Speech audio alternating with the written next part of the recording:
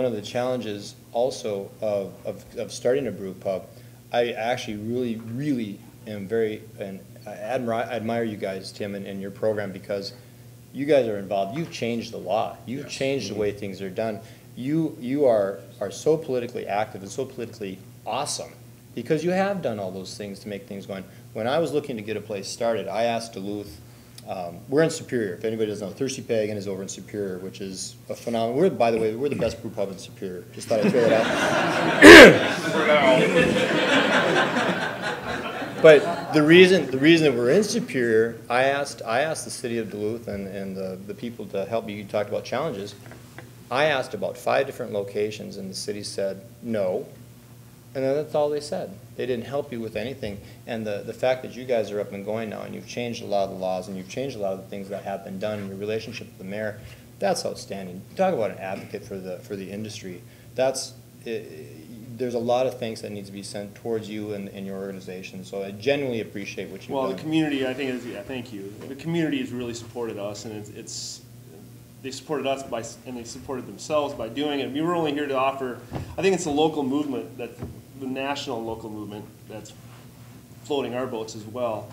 And we've been just, I remember the moment where we've been just down doing our thing, pouring beers, booking music, doing our thing. All of a sudden we look up, we're at the Great American, or at the Craft Brewers Conference, and every year there's 500 to 1,000 to 1,500 people more there than there were the year before.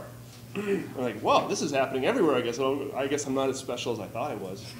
But Duluth is really was the place when we recognized it as a Western ski town that was really flourishing in Boulder and in Bend, and I think Duluth had so many of those aspects. And the reason we did it is because I wanted to stay in Duluth. I needed a job. Yeah. I want to stay in Duluth. I want to build my career here. There's no jobs here. Really, right. that was me I was fairly well educated, and so then I worked for free for 5 years. So but that's why I did it and why we're here. It was belief though through the whole thing, and people saying thank you for doing this. Yeah. But I think Tim, you've made a good point. Living in northern Minnesota, Wisconsin, our family's mantra has been if we want to stay here, we're going to buy a job. Yeah. And that's kind of how my dad got out of the mines because of that philosophy. He worked in the iron ore mines, and that's, if you got enough gonads, you can do that.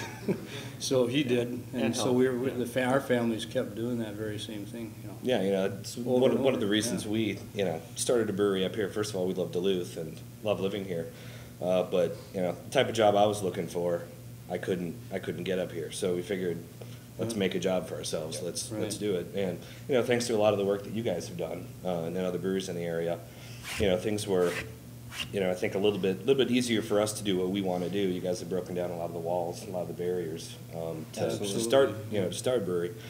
So one of our major challenges is more on the the fundraising side. It takes a lot of money to start a large production brewery, but also on the logistics side and working with contractors and trying to figure out how to build a brewery of this size with the city of Duluth and what regulations we have to work with. And so that was one of our largest hurdles is trying to figure out all that.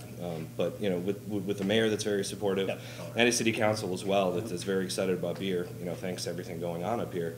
It was surprisingly easy for us to work with the city to get done what we wanted to get done, and that was the biggest surprise for us. We thought that it would take a long time to make it through, to get approval for build out and everything, but it was it's a lot that went into it, and a lot of prep on our side. We prepared for roughly 2 years for this, but we presented our plan, and then the city was like, all right, when do you want to start? And that was really surprising, and it was it's great to see. So it's the way it's been basically since we've been here. So one of the things, the last thing that I'd like to add is in challenges in starting a business is, I was fortunate enough to take over an existing business that already had infrastructure, it already had tables and chairs, it already had menus, but the biggest thing that it had, and this is something that you guys didn't have at all, and neither did you, was customers. I had customers. When we opened our doors the first day, people walked in, they went, oh, it smells a little cleaner, but it's about the same.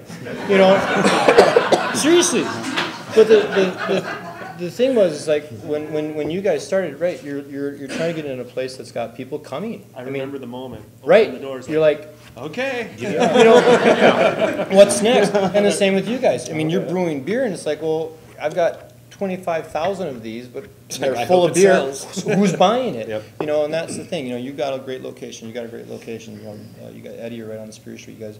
So, I mean, just getting customers. Who the heck is your customer?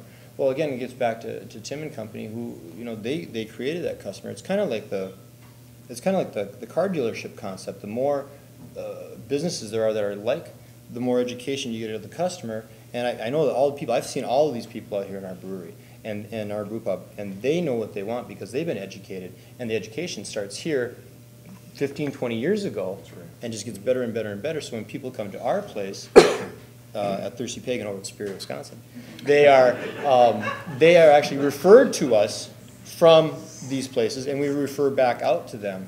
So that customer base just grows and grows and becomes more intelligent. And then not only does it become more intelligent, but become more demanding. So you've got to be on top of your game. And that's the next challenge that we face, is that now we've got a good reputation as a great place to come. Okay, look around you. I'm in the same company. Mm-hmm.